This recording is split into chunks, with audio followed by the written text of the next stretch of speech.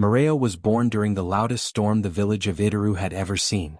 Thunder cracked the sky in half, lightning split a tree in the village square, and goats screamed through the night as the winds tore through the thatched roofs. But inside a modest hut at the edge of the forest, a baby girl let out her first cry, her voice cutting through the storm like a blade. She was healthy, beautiful, but when the midwife lifted her to clean her, she gasped. There on the baby's shoulder was a birthmark, dark and jagged, shaped unmistakably like the head of a goat, horns curling back, eyes hollow and staring. The midwife stepped back and crossed herself with trembling fingers. From that day the villagers looked at Moreo with side eyes and muttered prayers. They called her the Storm Child, but not in awe, in fear. Her mother, Abbasid, wrapped her tighter in cloth whenever they walked through the market, avoiding curious gazes and whispered insults. "She's a child, not a curse," Abbasid would say to anyone brave enough to speak their suspicions aloud. But the mark was there, always there, and in Itaru symbols meant more than facts. When Moreo turned 5, goats began avoiding her. They would freeze in her presence, eyes bulging, then bolt in the opposite direction, as if they saw something in her that no one else did. Chickens clucked nervously around her. Even dogs barked when she walked past. The villagers nodded knowingly. "The animals can smell evil," they whispered. She learned to keep her eyes down, her sleeves long, her voice soft. But no amount of smallness could hide what they already believed about her. Children were forbidden to play with her. Vendors raised their prices when she approached, or simply refused to sell to her at all. Once, she touched a plant by the well and later that night, the same plant withered. That was all the proof they needed. Despite the isolation, Moreo grew. She watched. She listened. Her mother did her best to teach her the ways of herbs, cooking, and mending, and Moreo was a quick learner. Her hands were clever. Her mind even sharper. But behind her eyes was a pain too old for her age, the kind that brewed quietly until it hardened into something dangerous. One dry season the rains didn't come. The villagers gathered in the square to pray and sacrifice chickens. Still the sky stayed closed. Then the oldest woman in the village, Mama Ranti, was found dead, eyes wide open, mouth twisted, skin cold even in the blazing heat. The elders called it unnatural. A few villagers whispered that Mama Ranti had been seen shouting at Moreo days before, accusing her of walking too close to her house. That was all it took. "She hexed her," someone said. "The mark is real." "It's the goat demon in her," said another. "She cursed Mama Ranti." They came in the night with torches, standing outside Abbasid's hut. Abbasid opened the door and stood between them and her daughter, her arms spread wide. "You will not take her," she said, her voice shaking but fierce. "She's cursed, Abbasid," the chief's son spat. "The whole village knows it. She is my child. She's not just yours anymore. She's bringing death." A stone flew past Abbasid's shoulder and shattered a pot behind her. She didn't flinch. She held Moreo's hand tighter, pulled her behind, and shut the door. The next morning they found the front of their hut smeared with goat blood. A warning. A promise. Abbasid didn't speak for a full day. She cleaned the blood with salt and water, her hands trembling. That night, she packed food in a cloth bag and told Moreo they might need to leave soon. Moreo didn't cry. She stared at her birthmark in the mirror, then at the goats huddled near the trees, and finally at the moon, which seemed to pulse like a heartbeat in the sky. The next day 3 more goats were found dead. All near the forest edge. All with eyes open wide like Mama Ranti's. This time even some of the elders began to murmur. "If we don't do something," one said, "there will be no goats left. Then our children. Then us." Abbasid tried again. She brought Moreo to the center of the square, holding her hand. "She has done nothing," she shouted. "If death has come, it is not her doing, it is your hatred." But her words melted into the dry air. They all turned their backs. Moreo did not beg. She looked at them, really looked, one by one. Her stare was not angry or scared, it was curious, like someone peering into something unseen. The chief's wife turned away first. Then the butcher. Then the palm wine seller. They couldn't bear her gaze. That night, Moreo sat outside the hut under the moonlight. She rolled up her sleeve and traced the edges of the goat mark. She didn't cry. But inside her chest, something cracked open, a silence deep enough to echo. She whispered, "If they want a curse, maybe I will show them one." Far in the distance, thunder rumbled. The wind was wrong that morning. It whistled through the trees like a whispering tongue, curling through the cracks in the thatched roofs, rustling the market canopies though there was no buyer nor seller in sight. Birds did not sing. Dogs barked and then stopped abruptly, as if they too sensed what the humans were only beginning to feel, that something terrible had happened. When the cries came, they came all at once. First from the small hut at the edge of the village. Then from the center. Then from the mouths of the old women who had seen too many deaths and could still tell when one wasn't natural. Abbasid, Moreo's mother, was found slumped beside her cooking fire, her face twisted, her lips stained black, her hands curled into claws. She had been fine the night before, laughing softly, braiding her daughter's hair by lamplight. Now she was cold. Dead. Her body spoke of poison. And so, naturally, they blamed Moreo. She fed her something cursed. She's always been strange. She didn't cry. Not even once. She's her daughter. The mark proves it. Within hours, the whispers had become chants. Witch's daughter. Moreo sat motionless inside the hut while the neighbors gathered like flies. Her mother's body had not yet been buried, yet already the air outside boiled with accusation. She didn't speak. She didn't move. She stared at her mother's fingers, still curled, wondering what they had tried to hold on to in those final moments. The sky above the village was overcast, but no rain came. When the elders arrived with the guards, Moreo did not resist. She stood when they ordered her to stand. She followed when they told her to walk. She looked back once, at the small, broken body of the only person who had loved her, who had fought for her. And then she turned her face forward, unreadable. In the square, they tied her hands behind her back with rough rope. The villagers gathered, their faces a mixture of fear and satisfaction. Children clung to mothers. Old men spat on the ground. One woman held a goat's skull aloft, waving it as if to ward off the evil she believed lived inside the teenage girl with the strange mark. The chief, dressed in fine robes dyed red with camwood, stepped forward. "You carry the mark of the goat," he said, not as a question but as a sentence. "You were born under a cursed sky. Your mother was warned. Now she is dead. And we must protect the village." Moreo did not flinch. A blacksmith was called. He came with a small metal brand, its end shaped like an eye with a slash through it, a symbol of blindness, of being cast out. The iron was placed in the fire. Flames licked it until it glowed orange. "She shall carry her shame on her skin," the chief declared, "and if she returns to this village again, she will not leave alive." When the iron touched her shoulder, Moreo clenched her teeth so tightly her gums bled. She did not scream. Not even when the scent of burning flesh filled the square. The brand sizzled against her skin, and a hiss like a snake slithered into the silence. Then they cut her loose and shoved her toward the forest. "She's a witch now," someone muttered. "Let the trees eat her." She staggered through the underbrush, the pain in her shoulder flaring with each breath. Thorns tore her legs. Blood streaked her shins. Still she walked. Past the familiar paths, past the yam fields, past the sacred tree line where no child had dared enter. She kept walking. The forest swallowed her like a secret. Branches snapped beneath her bare feet. Her vision blurred. Yet her heart beat steady, not with fear but with fury. Every step pounded out a rhythm in her skull. They took her. They branded me. They will pay. By the time the sun fell, Moreo had found shelter, a hollow between two thick roots, hidden under a wide-leaf tree that seemed to lean protectively over her. She collapsed into it and finally let herself weep. Not loud, shaking sobs. Just tears that slipped silently down her cheeks as she stared into the canopy and remembered her mother's voice. "You are not cursed, my child. You are marked for something bigger." That night, the forest sang. Owls hooted low and long. Insects buzzed in strange patterns. And the wind carried with it the scent of ash, as if some hidden fire smoldered deep within the woods. Moreo curled her body tight around her brand. It still throbbed, but the pain had become something else, like a voice, whispering in a language she almost understood. When sleep finally came, it was full of dreams she couldn't remember upon waking, but she felt changed. Sharper. The forest had not rejected her. It had embraced her. She rose and walked deeper into the woods, no longer stumbling. Her feet knew where to go. There, in a clearing covered in black stones and moss, she found an old shrine, long abandoned, overgrown, forgotten by the villagers. The stone face of a goat carved into the central pillar stared back at her, its eyes hollow, its expression neither kind nor cruel. Just watching. She approached it and for the first time her birthmark began to burn. Not with pain but with power. She placed her hand on the stone.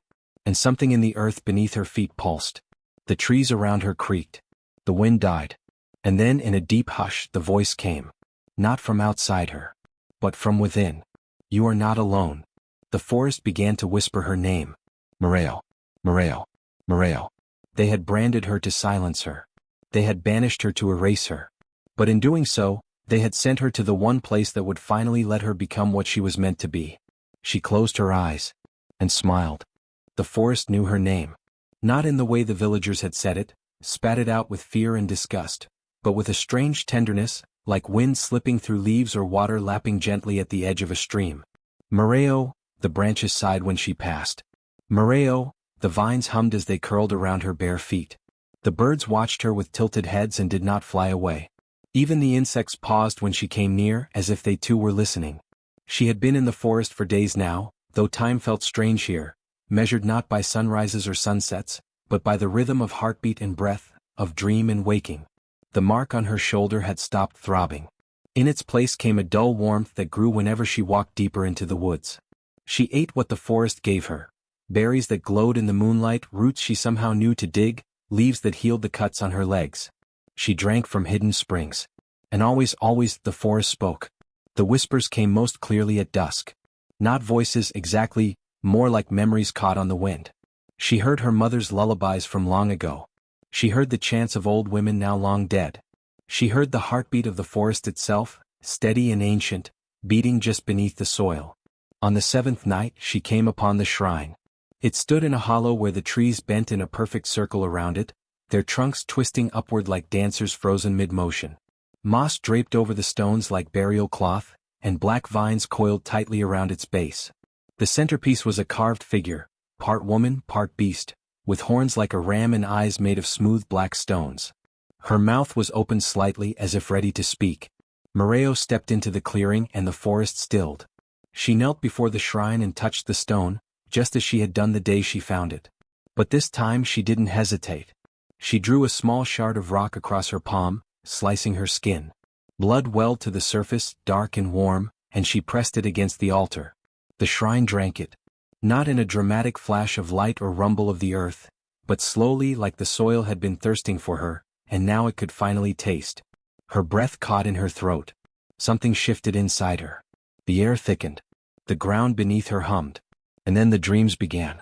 She didn't sleep that night so much as sink into another layer of the world. In her dream, fire licked the edge of the forest, but it didn't consume, it revealed.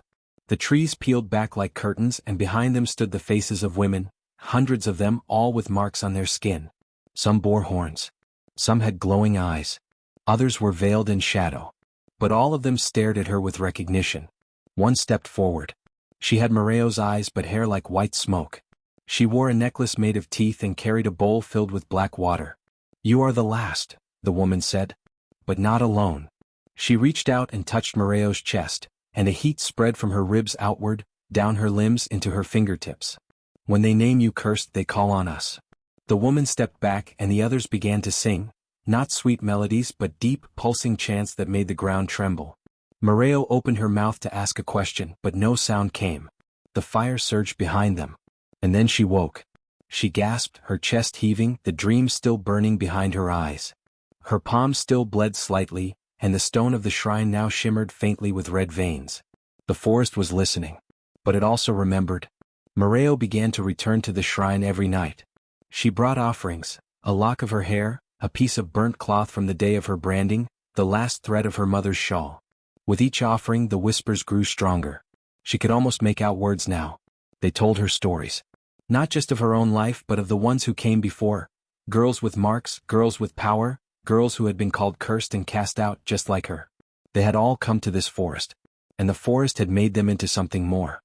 During the day she wandered farther. She found other stones in the earth, covered in moss but etched with the same swirling symbols she had seen in her dreams. She followed trails no one else could see, paths that curved and doubled back, always leading her to places of silence and memory. Once, she came across a circle of trees with bones nestled in their roots. Small bones. Children's bones. And beside them, a rusted bracelet with a goat symbol carved into the metal. The rage returned then, fierce and hot. She pressed her forehead to the ground and whispered, "Tell me how to make them pay." That night, her dream was fire from beginning to end. Flames danced in her hair. Smoke curled from her mouth. Her eyes glowed. And before her stood the villagers, not as people but as pale shadows. Their mouths opened but they had no tongues. Their hands reached but they had no fingers. They trembled. And behind her, the forest rose like a wall of teeth and wings and breath. When she woke, her brand was glowing. She didn't cry. Not anymore. She carved the symbols she saw in her dreams into tree trunks and rocks. She spoke them aloud into the wind. The forest answered with rustling leaves, with the caw of a raven that followed her everywhere, with a low hum that now lived beneath every footstep. She was no longer Moreo the cursed. She was becoming something else.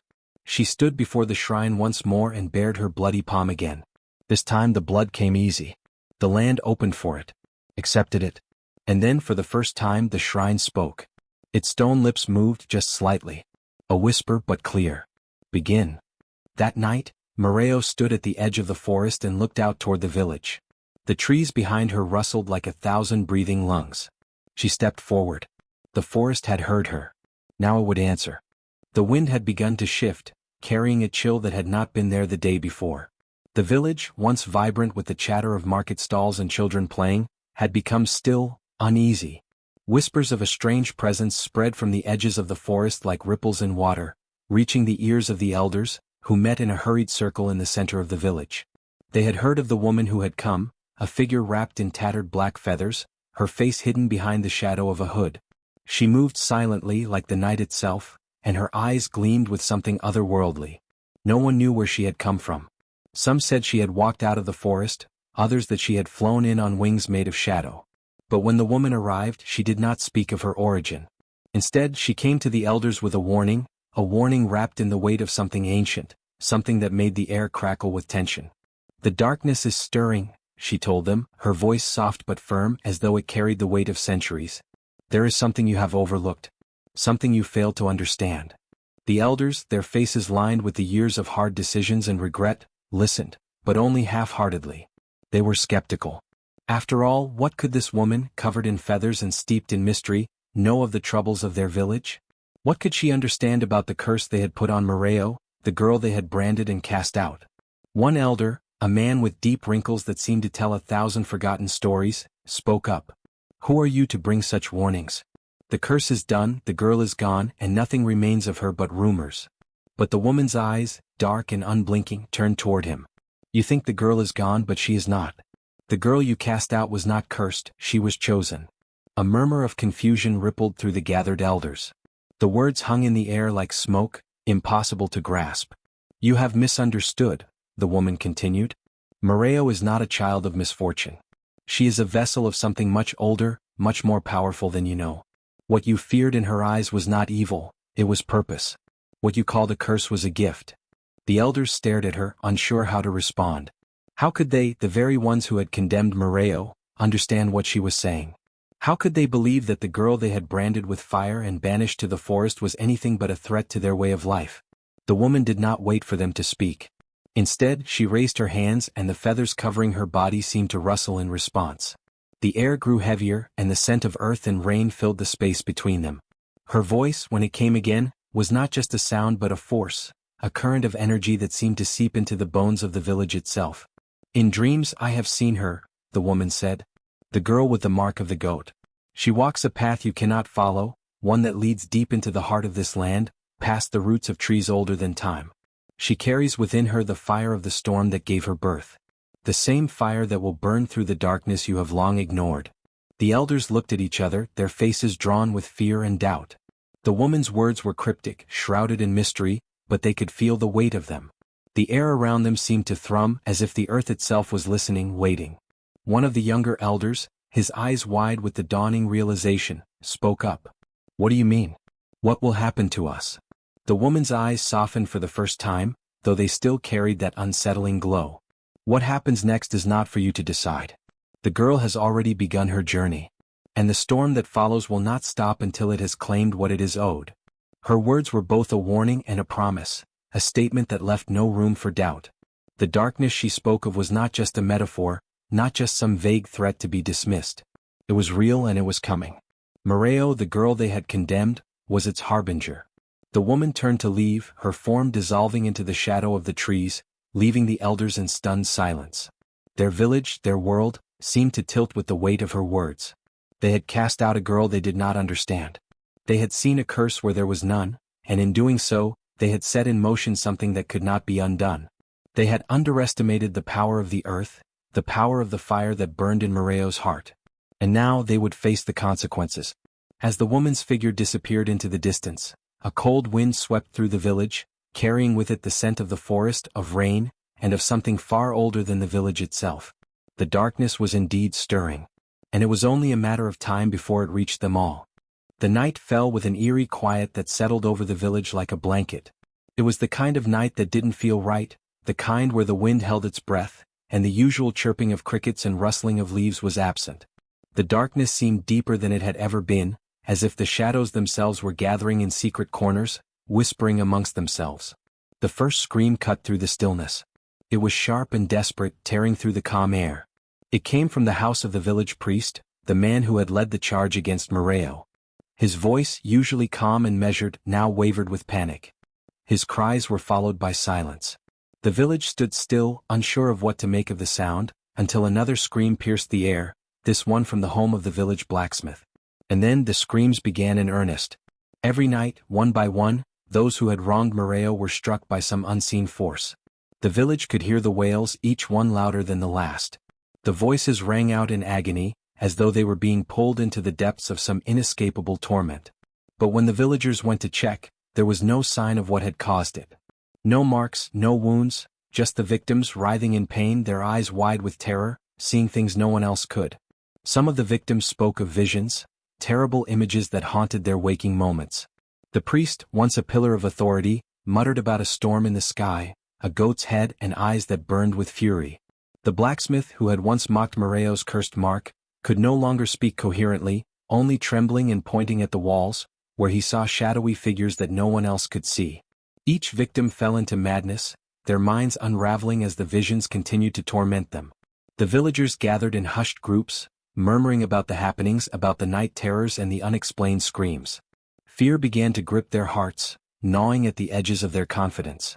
They began to question if the curse they had once blamed on Moreo was real, or if something worse was unfolding, something they could not control. As the nights grew darker, the villagers noticed a pattern.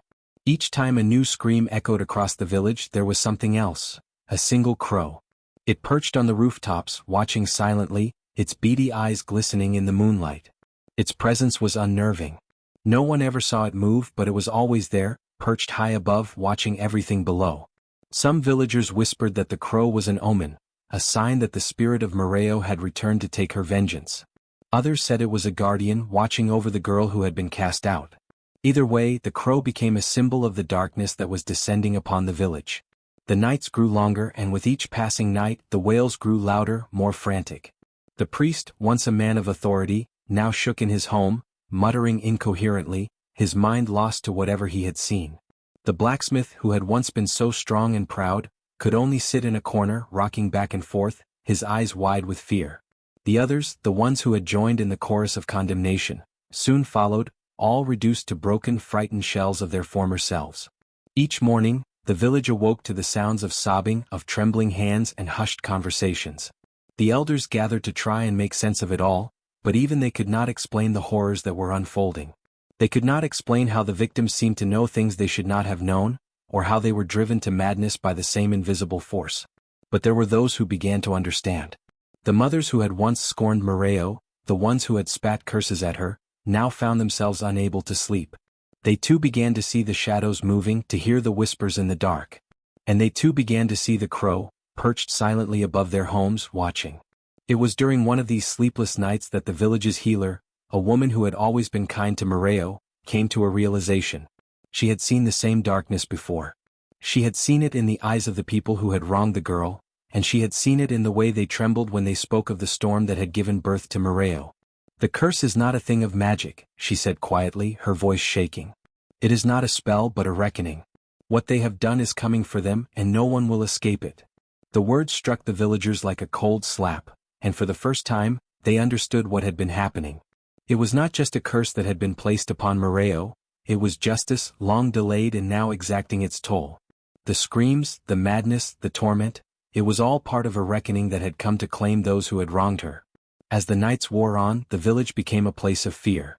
The people went about their business in silence, their eyes darting to the rooftops, watching for the crow. But the crow was always there, perched high, unblinking, its eyes locked on the village below. And then, on the last night, when the wails reached their peak, there was a sudden silence. The screams stopped, and for the first time in what felt like an eternity, the village could breathe again. The crow was gone. No one saw it leave, but it was no longer perched on the rooftops, watching. The terror had passed. But the village was not the same. The people who had wronged Moreo were no longer there. The priest, the blacksmith, the mothers who had once condemned her, all were gone, lost to their madness or consumed by the darkness that had taken hold of them. Their houses stood empty, windows dark, doors ajar, as if the village itself had swallowed them whole. And as for Moreo, the girl who had been cast out, she remained a shadow, a whisper in the wind. Some said she had gone into the forest, to the place where the spirits had taken her. Others said she was still watching, waiting for the village to remember her name. The crow was gone, but the village would never forget the wails of the night. The screams that echoed through the darkness would remain, a reminder of the vengeance that had been delivered, and the girl who had been cast aside but had come back to claim what was hers. You said. The moon hung low in the sky, casting an eerie glow over the village. It was a night like no other, thick with the weight of silence. The wind whispered through the trees, and the usual sounds of nighttime life, crickets chirping, dogs barking, the distant rustle of leaves, were eerily absent. The village was still, almost holding its breath. At the center of the village, where the market once thrived and where the children had once played, there was now nothing but a deep, unsettling quiet. It was here that Moreo stood, her form a shadow against the pale light of the moon. Her eyes glowed faintly, just as they had when she had first emerged from the darkness of the forest. But now there was something different about her, a calmness, a cold certainty in the way she moved. The village had once called her cursed, and yet now, in the center of their world, she was the one who held power. With deliberate movements, Moreo knelt down in the center of the village square. From the ground, she gathered a handful of ash and scattered it in a perfect circle, her fingers moving with practiced ease. The ashes glowed faintly in the moonlight, a sign that the ritual was already beginning to take shape. She spoke no words aloud, but the air seemed to hum with an ancient energy, something far older than the villagers themselves. The elders had long feared this moment. They had heard whispers in the dark of her return, but they had refused to believe it. They had assumed that the curse, whatever it had been, had passed with the death of their wrongdoings. They had gone back to their lives, to their quiet power, forgetting the girl they had once scorned. But Moreo had not forgotten. She stood tall, her eyes scanning the empty square before her. One by one, the names of the remaining elders came to her lips, each one spoken with the weight of 1,000 lifetimes of injustice. Her voice was soft, almost a whisper, but it carried with it a power that made the very earth beneath her feet tremble. Olamide. Duroji? Did Olamide. Her voice floated through the square like smoke on the wind, calling out the names of those who had once cast her aside, those who had branded her with their cruelty. As the last name left her mouth, the ground beneath her feet cracked. A low rumble, like the growl of some great beast awakening, reverberated through the village. The first spark flickered at the edge of the circle of ash, and then, suddenly without warning, the flames erupted. Bright and fierce, the fire surged outward, licking the sky with its fiery tendrils. The flames spiraled upward, engulfing the night air, twisting and turning like a serpent made of light. The villagers, awakened by the heat, stumbled from their homes, eyes wide with fear. They stood in the shadows of their doorways, too terrified to approach, too afraid to intervene. Within the circle, the fire blazed even higher, the flames swirling around Moreo like a living thing. Her eyes burned with the same intensity as the fire, her body a silhouette against the inferno. As the flames danced, they shifted and morphed, taking on shapes that no human eyes were meant to see. And then, from the heart of the fire, they came, spirits. The first to rise was a woman, her figure shrouded in smoke, her face obscured by the tattered remnants of a shawl. Her eyes, dark and hollow, glowed with an ethereal light. She stepped forward, her feet never touching the ground, her form translucent and shifting like the wind itself. The villagers gasped in horror, recognizing the spirit as one of the many ancestors who had long since passed from the world of the living. Judgment comes, the spirit whispered in a voice that sounded like the rustling of dead leaves. The circle has been drawn and the scales are tipped. One by one, more spirits rose from the fire. They were not all women, but each one carried the weight of 1,000 lifetimes, lifetimes of pain, of betrayal, of suffering.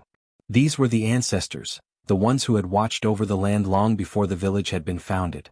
They had seen it all, the greed, the violence, the lies. And now they were here to judge.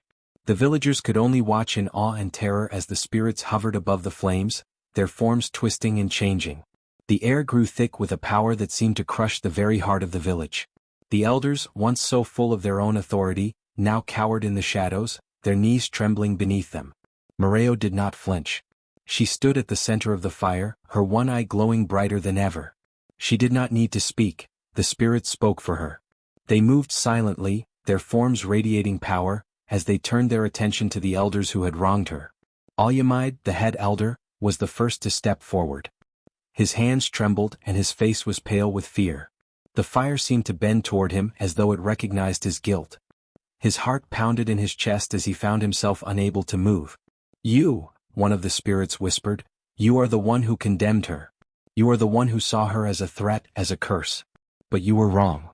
Alyamide's mouth opened in a scream, but no sound emerged. His eyes bulged with fear, and the flames seemed to consume him from within, his body writhing in agony. The villagers watched, transfixed, as he collapsed to the ground, his form now nothing more than a smoldering pile of ash. Duroji, the next elder, tried to flee, but the spirits followed him, their hands reaching for him like tendrils of smoke. "You stole from her.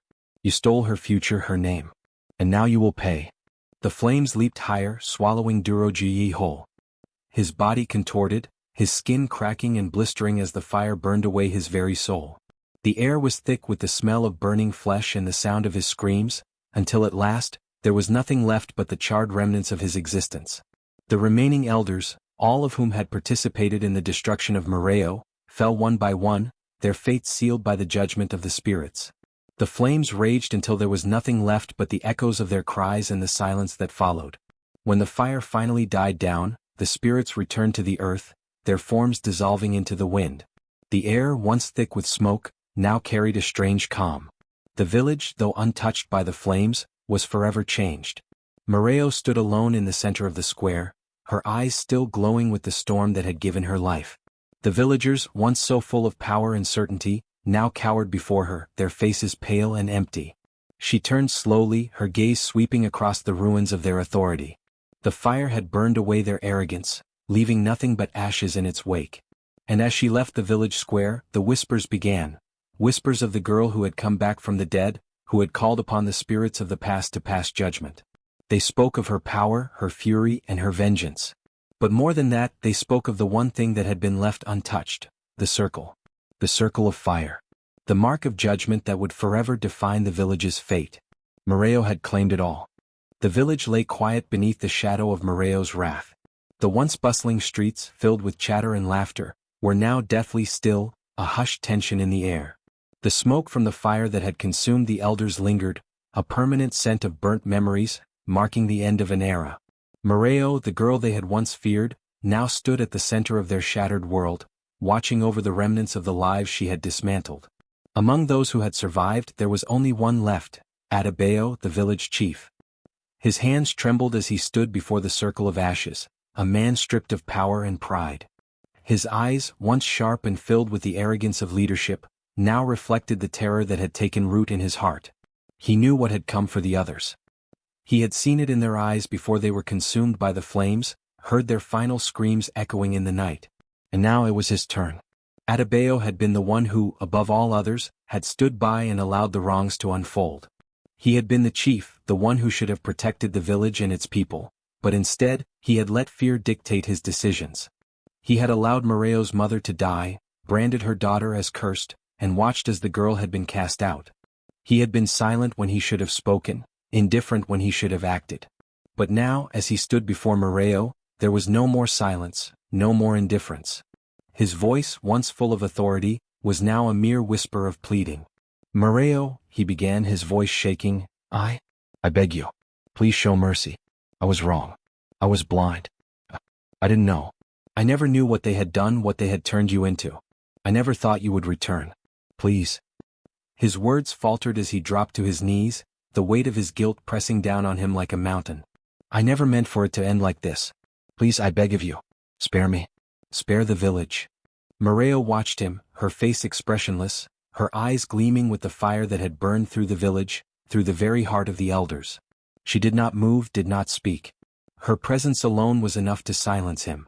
The power that radiated from her now was not one born of cruelty, it was a power tempered by the spirits, by the weight of the ancient curses she had called upon, by the rage of a girl who had been wronged. She stepped forward, her gaze never leaving Adebayo. The villagers watched in silence, their breath held, waiting for the judgment they knew would come. No one dared to intervene. They knew, as he did, that there was nothing left but the reckoning.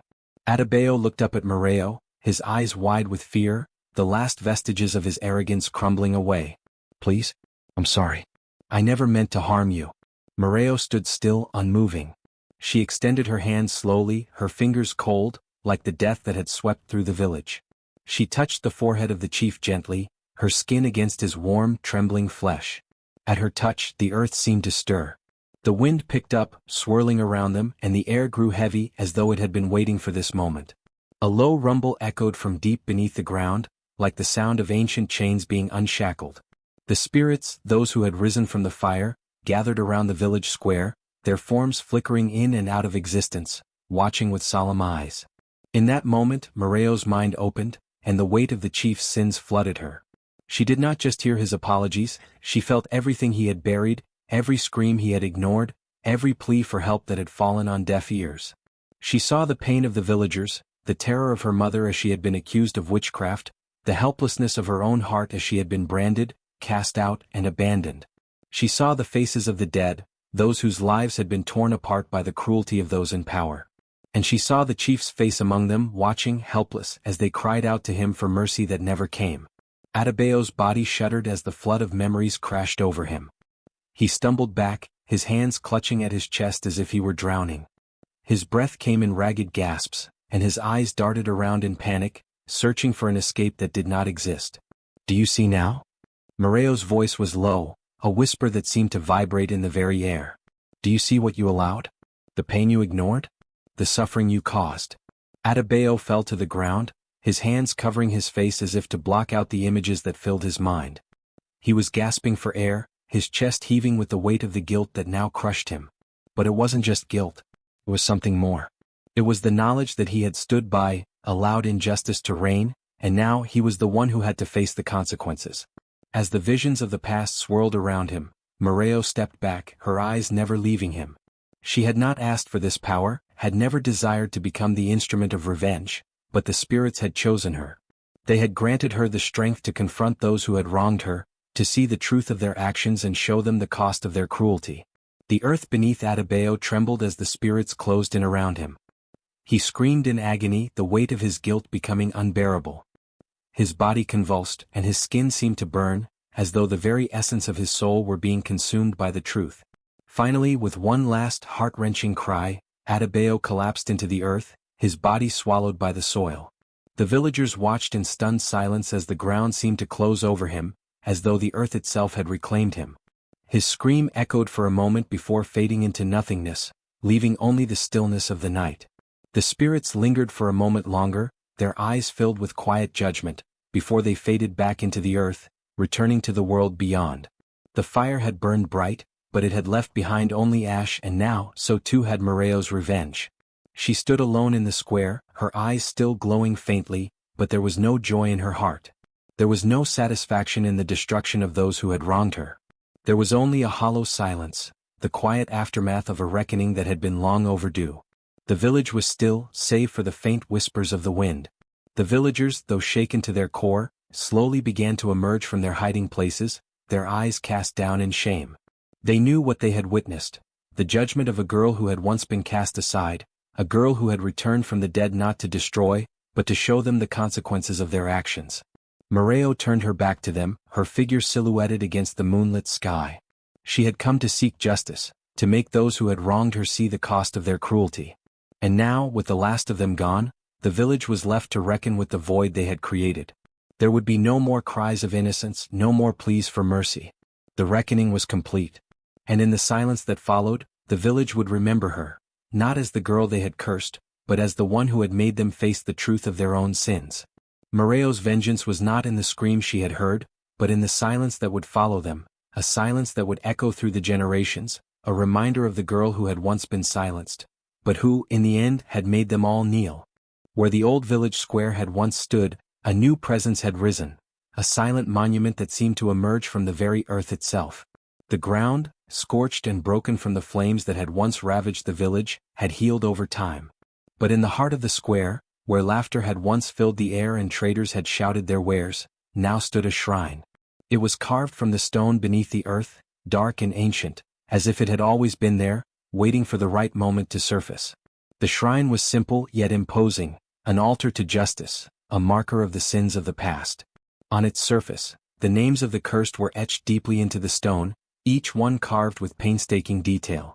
The names of those who had wronged Moreo, those who had cast her aside, those who had tortured her, and those who had failed to see her as anything more than a cursed girl, were now immortalized, a permanent reminder of their sins. By day the shrine was a cold, quiet presence, its stone surface worn smooth by the years. Villagers who passed by would stop for a moment, gazing at the names, but they never lingered for long. The air around the shrine was heavy, as if it carried the weight of memories too painful to bear. And in the depths of their hearts, the villagers knew that the shrine was not just a memorial to the past, it was a warning. But at night something strange happened. The shrine began to glow faintly, as though it were alive with a power that pulsed from deep within the earth. A soft, ethereal light would emanate from the carvings, casting long shadows that seemed to stretch and writhe in the darkness. Those who happened to be near would pause and stare, as if caught in a trance by the soft glow that illuminated the names. The air would grow still, the world around them quiet, as though the village itself held its breath. It was said that if you stood before the shrine in the dead of night, when the light flickered like the faintest star and whispered your pain, your deepest sorrow, your unresolved grief, or your broken heart, Moreo would hear you. They said she would listen. The one who had been cast aside, the girl who had become legend, would hear your plea and answer. Some spoke of how, after speaking to the shrine, their wounds, whether physical or emotional, began to heal. Others claimed they felt a presence, a warm breeze that lifted their spirits and soothed their troubled souls. Some even swore they had heard her voice, soft, distant, but clear in its message, "You are not alone." In those moments, the villagers who dared to whisper their pain to the shrine felt as though the past had come full circle. The justice they had feared had not disappeared, it had become something more. It had become a living force, one that offered solace and healing, as much as it had once offered wrath and retribution. As the years passed, the shrine became a place of pilgrimage. Travelers from distant lands would come to seek Moreo's guidance, to ask for her blessing, to whisper their own pains into the stones. Some came seeking forgiveness, others simply hoping for peace. They came in silence, their hearts heavy with the weight of their burdens, and they left in quiet reflection, changed in ways they could not explain.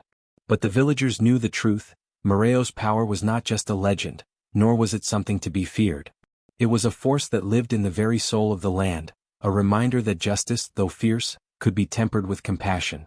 The shrine stood as a testament to the girl who had returned from the ashes, a girl who had seen through the eyes of the storm and carried both vengeance and mercy within her heart. And so, the village continued to rebuild, slowly but steadily, with the shrine standing as a quiet sentinel over the lives of those who remained. The names carved in stone were no longer just a list of the cursed, they were a symbol of the past and a beacon of hope for those who sought to heal. At night, when the moon hung high in the sky, casting its silver glow over the village, the shrine glowed softly as if it were watching over the people. The whispers of those who came to seek solace echoed in the night, fading into the winds, where Moreo's presence could still be felt, ever watchful, ever listening.